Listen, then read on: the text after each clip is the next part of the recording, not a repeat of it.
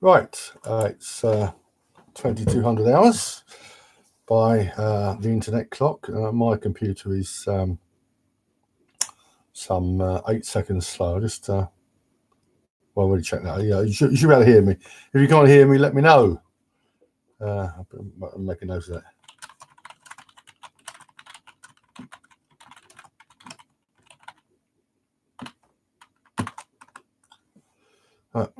Well, hello, whoever you are. This is the International Full Swipe Timeline Life Hack. This is Life Hack number 27. Typical poor turnout, quantity, not quality. But I will be putting this on after I record it. I'll make a private video, edit it, add some notes, and then put it on YouTube and later the Internet Archive. Probably in the next few days, the Internet Archive. Well, the big news is we have our own domain.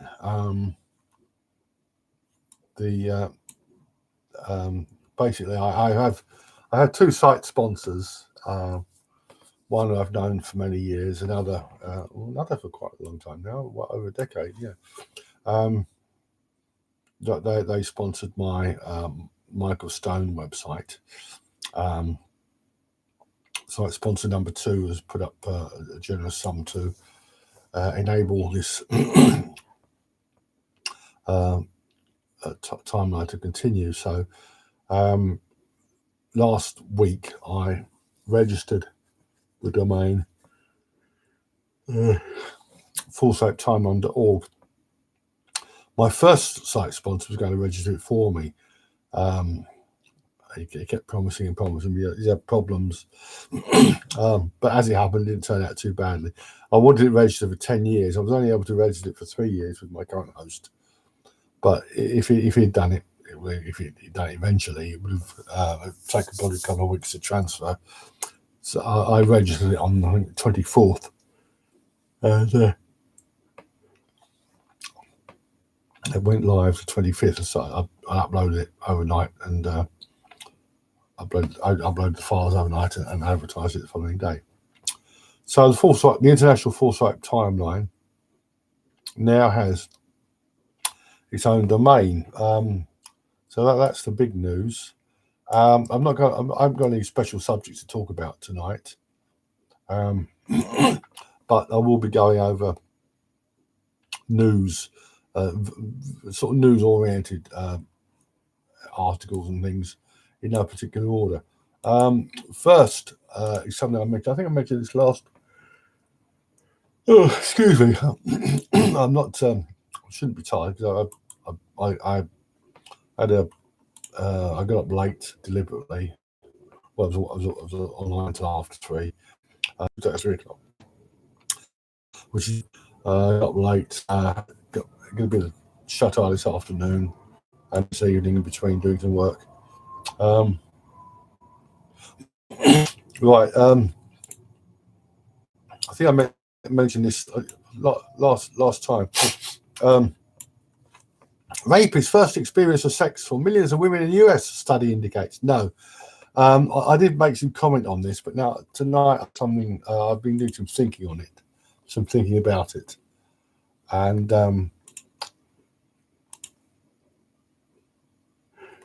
we've got much more rational explanation than this rubbish. How can I put it? Most women have their first experience of sex, first sexual experiences as teenagers. When I was at school, there were girls of 14 having sex with boys of 14 or 15.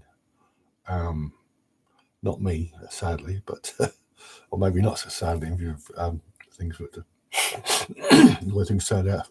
But there were girls of that age having sex. Most women lose their virginity before their 20s. certainly in the West and increasingly in well, in certain cultures, Islamic countries. I mean, the idea is that you get married young and you have, I mean, in India there's a dowry system. But the Independent. This was in lots of newspapers. The Independent. Women are aged 10 or younger in 7% of cases. No, not 10. I mean, that's ludicrous. Rape is the first experience of sex for millions of women. Absolute rubbish. 6.5% of women polled said their first sexual experience was forced. No, I have a much more rational explanation for that. Well, here's one: is if somebody's verbally pressured into having sex, it's just as much rape shared. Dr. Laura Hawkes. If somebody's verbally pressured into having sex, it's just as much rape shared. No, I'm sorry, no. But I think I can shed some light on this. This is an entry from the timeline.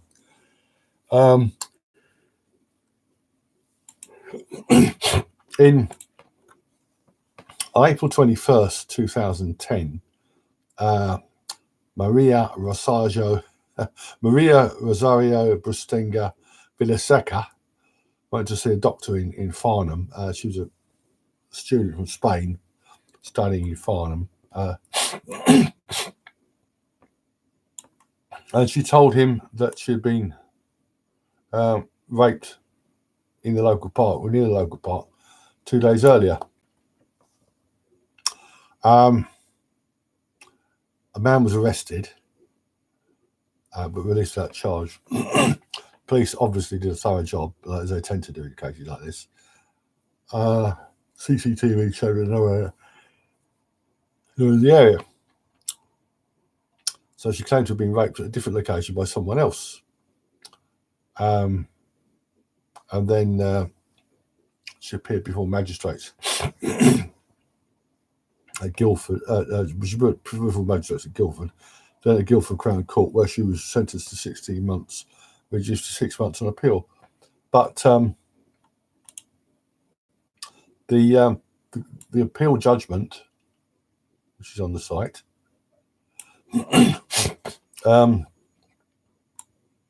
explains why she did it.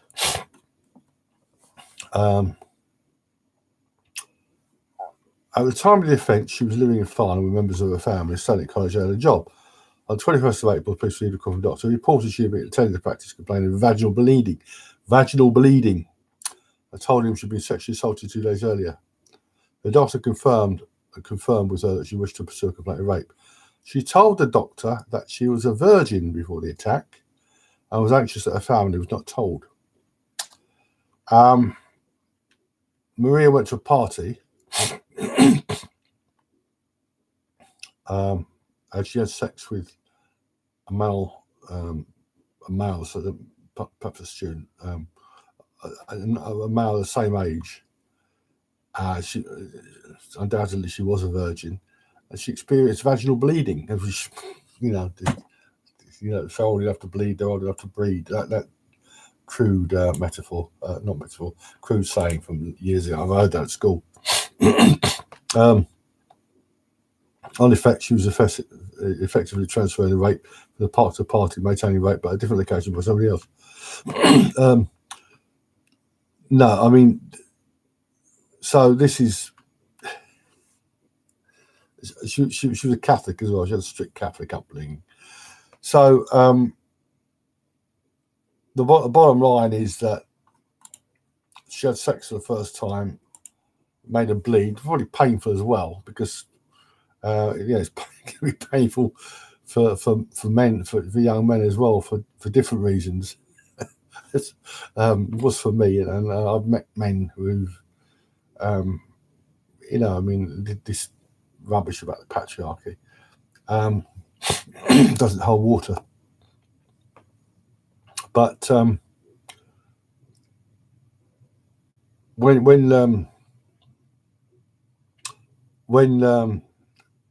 women first have sex, teenage girls have sex, it may, I've heard it said that beer is an acquired taste. I've never been able to acquire. Well, I gave up alcohol in 1986, but I was never able to acquire a taste for it. Similarly, sex can be, it hurts the first time, but it gets better. So I think that's what's, if you throw out all this ludicrous feminist rubbish, if you're pressured into sex by it, no, it's any sexual encounter with penetration that occurs against somebody is willing to rape. Well, I mean, we've studied this, we dealt with this consent issue before, and it isn't as complicated as that. I'm sorry, it's more complicated than that, but I mean, consent is a quandary. But anyway, that's the first experience of.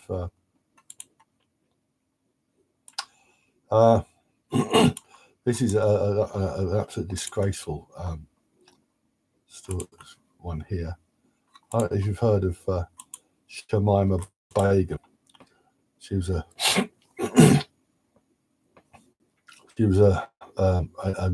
Islamic schoolgirl who, at the age of 15, she went off to Syria. She married a jihadi. I think she's married like twice, and she had 3 kids, 3 babies, and they all died. Ha ha ha. And she's trying to get back into Britain now. She's been totally unrepentant. She's a total cunt. And now she's trying to claim that her lawyers are trying to claim that not only she's made stateless, she's sent to Bangladesh, she would face the death penalty, but trying to claim she was groomed and that she was therefore she was raped. No, I'm sorry, that doesn't. I mean, at some point, people have to take responsibility for their actions. Earlier this week, I don't know if you're familiar with the Slender Man case, but Slender Man is an internet meme. In May 2014, 2 American schoolgirls, they had to be American, of course, lured one of the 3 friends. They lured a 3rd girl into the woods, and they stabbed her nearly to how she. Including stabbing her in the heart.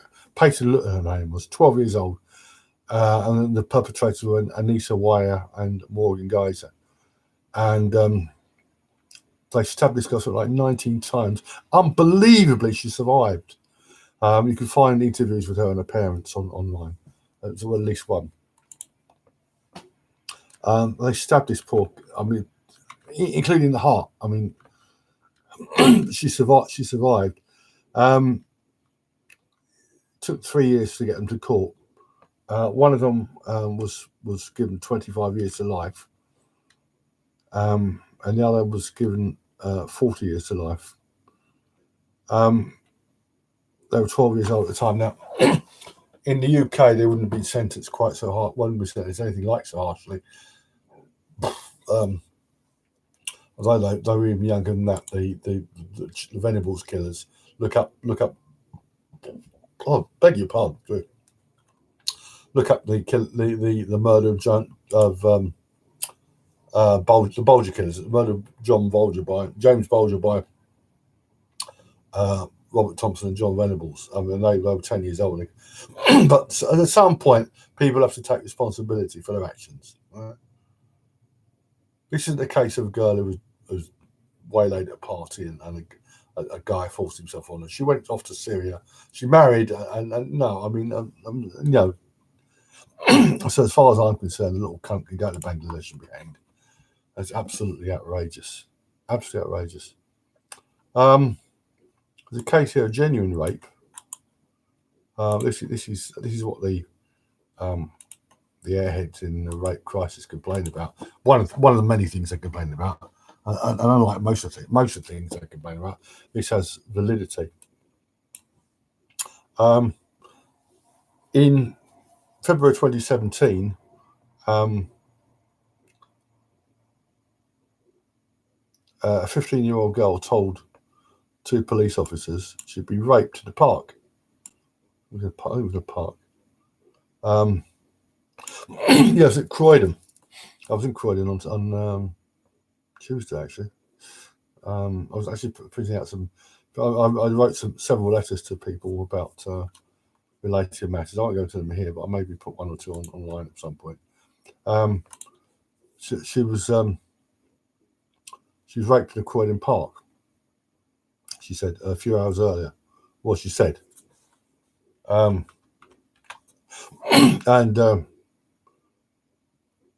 she said, but well.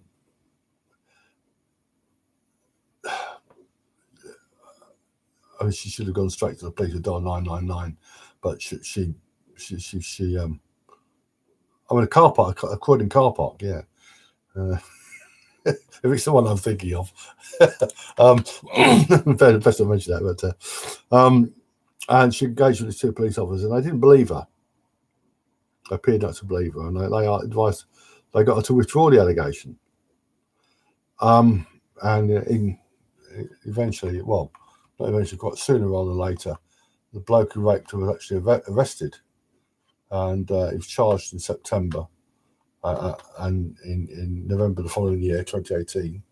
No, he was arrested and charged. Oh, so he was arrested quite quickly, actually. In September 2017, he was given a 7.5 year jail sentence. So I could look him up, actually. Well, I mean, it's probably been reported on, but these two clowns, PC Silverthorne and PC Tanner, were given warnings for gross misconduct. I think the reason for this was probably. Oh, hello, somebody else here. If you can't hear me, let me know. Look what you've got here. Let me know. I think probably these two clowns were at the end of their shift, and if an underage girl reports a rape, it has to be taken seriously. You know, I mean, no to wait. No, not as if she was a prostitute or a drunk or something. You know, so a 15-year-old girl reports being raped, she has to be taken seriously. For the benefit of the new arrival, I'm just talking about the we've got a new domain. If you haven't been on the False Rape timeline recently, it now has its own domain, which is falserape.org. So you'll find it there. So I'm just going over some sort of recent news reports and stuff. Now this is something which I mean this is I think it's outrageous. I was reading. I found this. It's had sex with a 13-year-old. She got it's like 20. She's 28 years old. She got a 20-year sentence. So she's 30 after 30 years. Oh, she got a lengthy sentence anyway. She's. I certainly would have kicked her out of bed when I was 14. 13 is a bit young, I think, but the idea that you can treat that a female teacher, and I'm sorry, it may sound like a double standard, but it's it's absolutely ridiculous. This sort of thing. Anyway, this is their idea of sexual equality. The boy's parents are seeking $2.5 million in damages. Well, they would do, yeah. Just pay for his education. This is paying for his education. One message she sent the boy said, "He gets sexier to me every day." This is how stupid these women are. They're meant to be teachers. But no, I think that's outrageous. I mean, obviously she should be sacked. But check out Hot for Teacher, When I Kissed the Teacher, or the Elton John track, Teacher, I Need You. Which is now, at least I found this quite amusing story as well.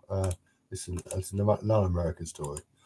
This is yet another reason I don't believe at least any of this feminist bullshit about I froze and about been too afraid to report. Victim bites off sex offender's penis during knife-point assault. So this arsehole, his name is Dennis Slayton. A woman severed a man's penis by biting into it after he allegedly held her up with a knife.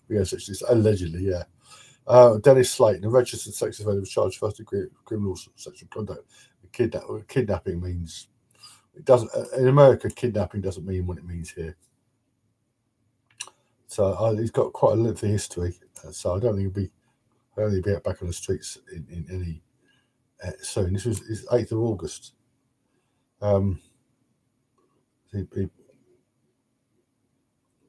She got into his car. I don't know why she did that. But he raped her at knife point, and she bit him before grabbing the knife. Severely wrong. Before grabbing the knife, he allegedly used against her to stab him in the bottom. So yeah, I don't believe any of this crap. You know, I mean, any man who puts his Hampton in a woman's mouth without a 100% consent, you know, unless she's got no teeth, in which case, what would he do it? I mean, I don't believe any of these crap about. I just froze. No, that is what happened. That is what happens. That is what happens when in a lot of these cases. And in that connection, I'll refer you to Shamima Begum, who gave a guy the same treatment and had the pleasure of watching him die by lethal injection. This is a very recent case. I'll just add it just to the timeline. I'll just play it. It's a short clip. Investigators say an Anderson High School student who reportedly said she was sexually assaulted by a teacher made the entire story up. Yeah, so the teacher has now been cleared of any wrongdoing after more than 2 weeks of being on leave. WLWT News Science Jatera McGee live for us with the new developments. And what happens next, Jatera? Well, Cherie, I just sat down with the superintendent a short time ago, and he tells me that the math teacher at the center of these false allegations is deeply hurt. This man has been with the district for more than 20 years and just hours ago was cleared of any wrongdoing by the sheriff's office. I can tell you investigators say his 13-year-old accuser, who was a student, admitted to making up the allegations. She originally told school leaders that during a class break, the teacher grabbed her arm, unzipped her hoodie, and grabbed her breast. She also said the teacher threatened her, saying, "If you tell anyone about this, I'll kill you." The sheriff's office says she admitted all of it was a lie. The teacher was placed on leave immediately after those allegations were made and has remained on leave for the last 2.5 weeks. Now, Superintendent Scott Preble says the situation will have a lasting impact, but allegations like this have to be taken seriously and fully investigated every time. A young person made a mistake, and we need to do what we can to help that person recognize why that was a mistake and how we can help them in the future. Again, we also have a staff member who's been hurt, and we have a staff who is jittery right now because this could be done on any day to any one of us. And they did have a staff meeting earlier today trying to discuss the best ways to move forward from this situation. That's all. It's very recent. It's all the timeline at September 25th, 2019. Anderson High School, Anderson Township, Ohio. Girl was 13, and she's just been charged. She was charged on October 25th. The sheriff issued a media release to the effect that she'd been charged 10 days earlier. So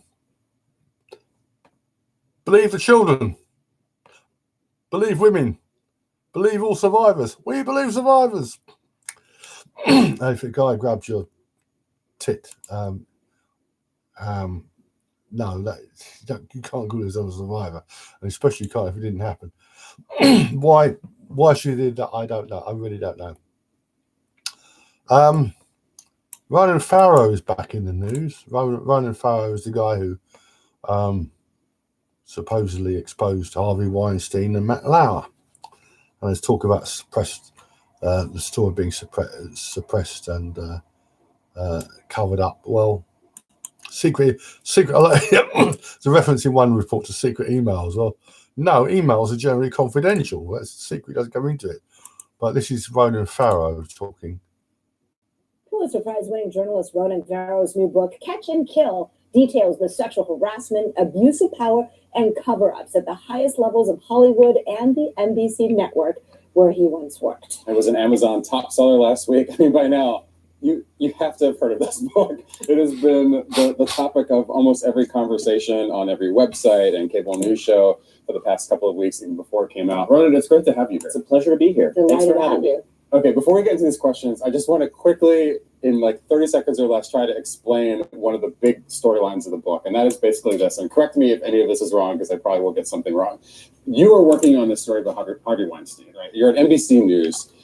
In case you don't know, Ronan Farrow is the son or the adopted son of Woody Allen. What's this here? All right. The adopted son of Woody Allen. He's got his own issues. Allen was accused of indecently assaulting his kid's sister by Maria Farrow. This was donkeys years ago. Considering the circumstances of it, I'm inclined to give Allen the benefit of the doubt, but this could be a case of parental alienation syndrome. I have more to say about it. I've just been watching a video this afternoon anyway. But and this is Farrow discussing Harvey Weinstein and Matt Lauer, a so-called cover-up. He then allegedly approaches NBC and says, I want this story killed. He comes up with some kind of deal with NBC, according to your reporting, and the story kind of goes away, right? So you end up taking the story to the New Yorker. It's published. There's lots of ramifications as a result of it. Harvey basically, according to your reporting, says, well, I'd like to have this story killed. And in my back pocket, I got some stories here about Matt Lauer, your biggest star at the time. You end up getting this published in the New Yorker. You get a Pulitzer Prize, and then now here we are. Right. Is that basically it? That's roughly right. I mean, the reporting in the book is all meticulously fact-checked. It is very careful and measured in how everything is laid out. Yeah, well, facts according to whom? I don't want to sound like I'm defending Weinstein, because the guy is obviously a lowlife. But the police in, I think it was New York, police in New York, he'd come onto this Italian model, a rather nervous young thing, and she accused him of touching her breast, which he appears to have admitted. They sent him back to her, wired up, and he tried to entice her into his hotel room, but she wouldn't go. To me, this says that the guy has boundaries. He didn't attempt to drag her into the room. A lot of these cases, I mean, especially Weinstein, a lot of his accusers are women who've basically acquiesced to his casting couch. And I frankly, I don't believe most of them. In fact, when it comes to women working at this level, I don't believe any of them, because they I mean, one of the women, the main accuser of Matt Lauer, who claimed she was raped by him, and then continued with the affair, says their relationship was transactional. Well, I'm sorry, no. Either rape is such a terrible crime, or no, I don't. I'm sorry, I don't buy into any of this crap. These are women who are rationalised. You know, it's very easy to rewrite history in your own mind. This is something we people do this. You do something bad, do something you shouldn't have done, and you blame everybody else for it.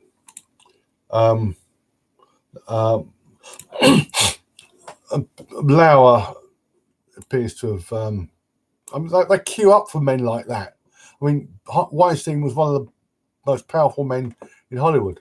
Diana Davison has done a very good video on that. She also mentions Zoe Quinn, who I've covered on here. Zoe Quinn is a horrible human being. What have we got here? This is something else. What's this I found here? Hey everyone, it's been over. That's Diana. Check out her channel. It's Diana Davidson. She's based in Canada. She also runs the Lighthouse Project. So if you don't feel like dipping into your pocket for this channel, hint, hint, you can make a donation to Diana, the Lighthouse Project. She does go a bit too far at times. She thinks Holtzclaw was not guilty. Holtzclaw is guilty as hell. But I mean, this whole thing about workplace relationships. The big story this week is that Katie, that Congresswoman who was caught complaining about revenge porn from her husband or her ex-husband. If you haven't seen it, she was to me in a throuple, but she was having some sort of bizarre relationship with a female staffer, and she's complaining there about it being inappropriate about the dynamics. No, I'm sorry. Lots of women women have been known to marry their bosses. You know, with Melinda Gates, you know, Melinda French, if she hadn't accepted a date from Melinda Gates, she wouldn't have been married from Bill Gates. She wouldn't have been married at one time to the richest man in the world, a man who's still a multi-billionaire. Amber Geiger, that Dallas police officer who I shouldn't laugh at this. She got home. She'd been doing a 12 or 13-hour shift. Walks into her apartment. It's been broken into, so she knows there's somebody inside. So she takes out a gun, goes into the living room, shoots the guy dead on the sofa, and then she realizes she's in her own apartment. She's in the floor above, and she's just got an incredibly lenient 10-year. Well, it's unusual for police officers to get any sentence for murdering into members of the public. She was convicted of murder, rightly so. But she was I think she's in some sort of fugue state, but she'd been having it off with one of her colleagues, I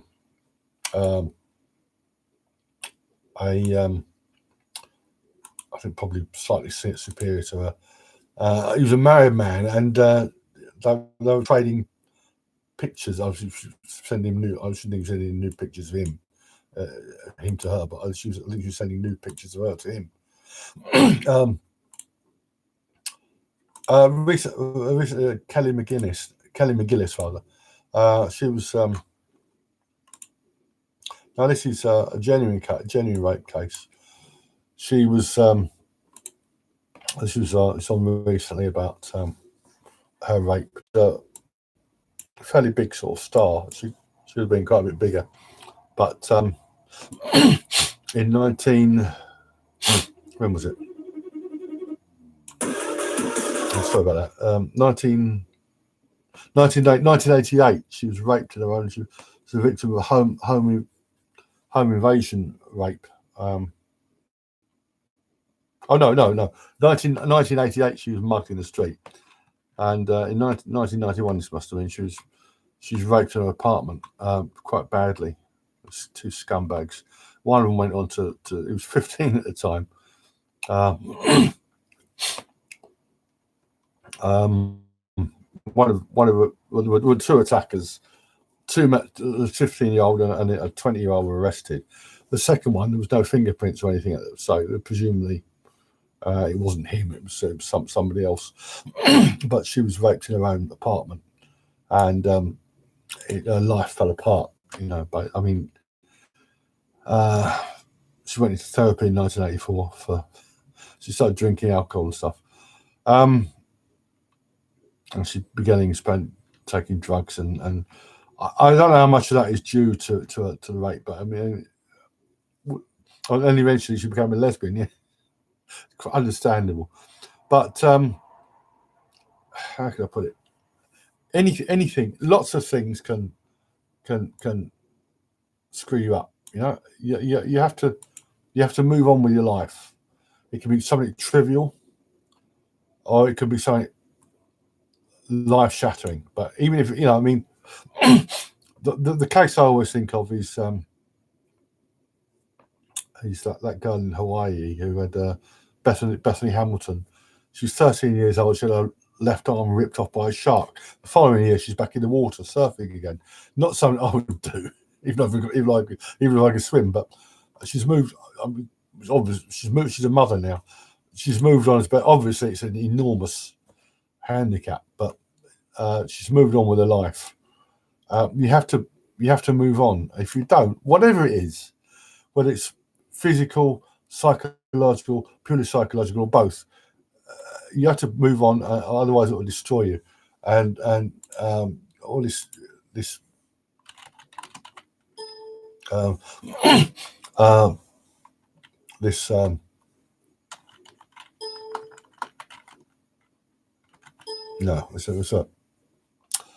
all this garbage about you needing years of therapy and counselling is garbage. You know, it's absolute garbage.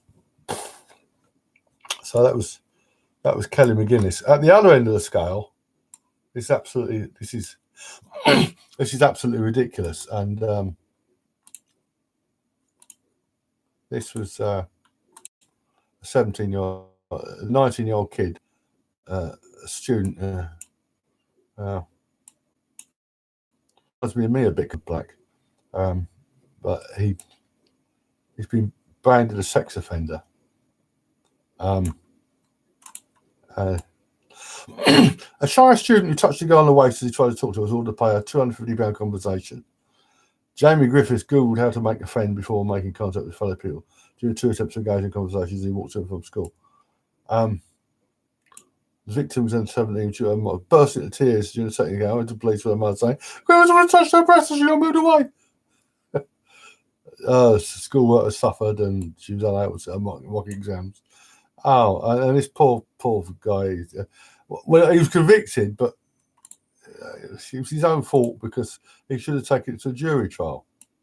I don't think any jury, maybe a jury of Jessica Valenti's would have, more about her later. A jury of Jessica Valenti's would have convicted him regardless of the evidence. But he convicted of 2 charges of sexual assault. I mean, it's just 12 months of community order, 200 hours unpaid work, and signed a sex offenders register for 5 years. And he's a criminology student as well. I mean, this is absolutely ridiculous.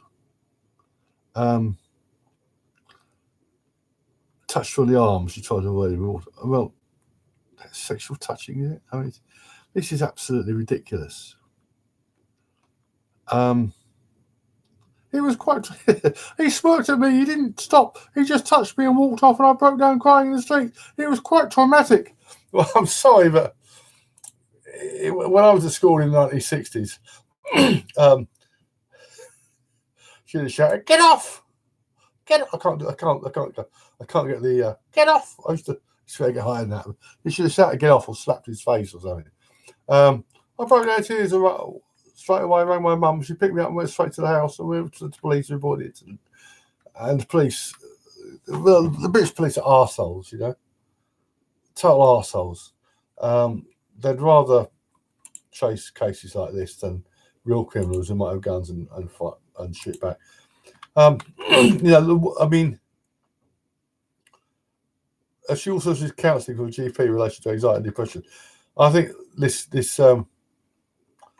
guy has got bigger problems, and I mean, he should have pleaded not guilty and taken it to Crown Court. It might not even have continued to the Crown. It's a waste of money, and this kid's life has been trashed. And this 17, I mean, you know, 17-year-old girls, you know, at one time,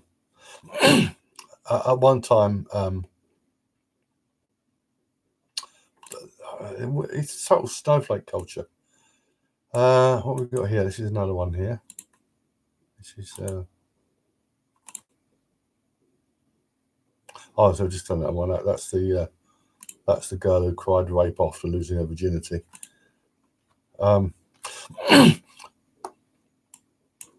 Jessica Valenti. I don't know if you're familiar with this. She's a so-called leading feminist. She's a total cunt and a total moron. She's I've been rereading quite a few of her articles, and one of them, I mean, after Donald Trump was accused of by that E. Jean Carroll character of raping her 24 years ago in the laundry department of Bergdorf Goodman, complete with CCTV and everything.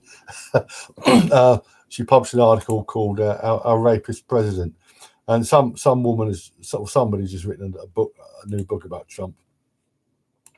The usual rubbish about 23. It's been credibly accused by 23 women, and Valenti's going off about this. But recently, she wrote an article about the that Congresswoman case I mentioned. Where is it? Here we are. Katie Hill, that's her name.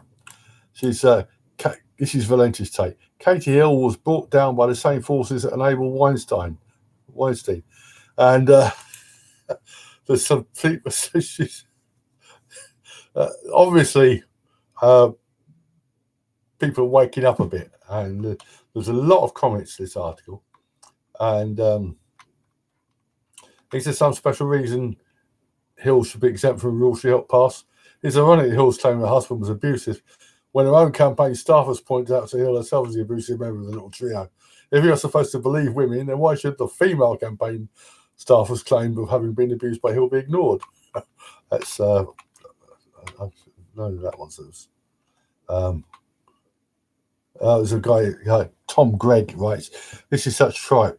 Katie Hill isn't a victim. She's a politician whose spectacularly bad judgment wrecked her career. I could submit a long list of male politicians who similarly misbehaved by the price, but Miss Valenti seems to think that young female bisexual progressive member of Congress should be exempted." James Jordan comments, "I see when a man does this, it's misogyny. When a man does this, it's a word missing there. When a man does this, it's misogyny, sexual abuse, the patriarchy. When a woman does it, she's the victim. The hypocrisy does not help the cause of any woman who's a real victim." And they go on and on and on like this. I mean, Valenti is a total moron, I mean, all these feminists are, even those who, I mean, she has a master's degree in gender studies. Imagine who's had, you might as well have a master's degree in astrology. That's not going to help you pick the winner of the 3:30 at Newmarket and gender studies. She should learn a bit of real history. Got this here. This is what's this?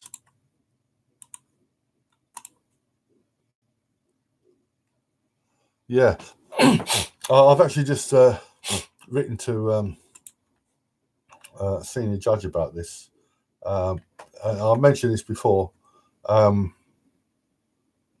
Rape crisis, Surrey and Sussex, and their website details what to do if you're thinking of reporting to the police. An independent sexual violence advocate can provide practical, factual, and emotional support. If you think, no, don't think. If you're raped, dial 999. Don't think. What's think got to do with it? If you've just been raped or sexually assaulted, it can be different. Overwhelming to decide what to do next. No, dial 999. Go to the hospital. That's what you do. But the really outrageous thing is the advice they give on their website about the definition of rape. It's just. It's not rape, it isn't rape. So you don't have to resist or even say no. Well, if you don't resist and don't say no, if the guy takes your hand and leads you upstairs and you follow, and he says get undressed and you get undressed. It's absolute total madness. This, they should shut down all these centres. So anyway, that's. I'll keep it short this week. It's about 45 minutes. But if you are new to the International Philosophical Sex Online, it isn't showing up on Google. Well, the old URL is showing up on Google, but if you it goes to the 404 error page and error handler page on my website, and you can redirect from there. But the new domain is fullsopetimeline.org. I've mentioned occasionally on Twitter, and of course this this YouTube channel mentioned here. So hopefully you'll check out the force rape timeline. I'm still adding cases. I've got let's see how many I've got. Well, it isn't all force rape cases of sexual assaults, and there's the newspaper articles and magazine articles and stuff. 4,687 entries at the moment. There'll be actually be more force rape allegations than that, because you've got serial accusers and you've got you've got various things. I'll hopefully be adding a few more over the next couple of weeks. Only 4 in the small hours this morning, actually. But it's this is already the largest resource of its type in the world. Also, check out Victims. That's victims with an F. Victims.com. The guy who runs that. He's got a wider remit than me. It covers all sorts of fake victims and community of the wrongly accused.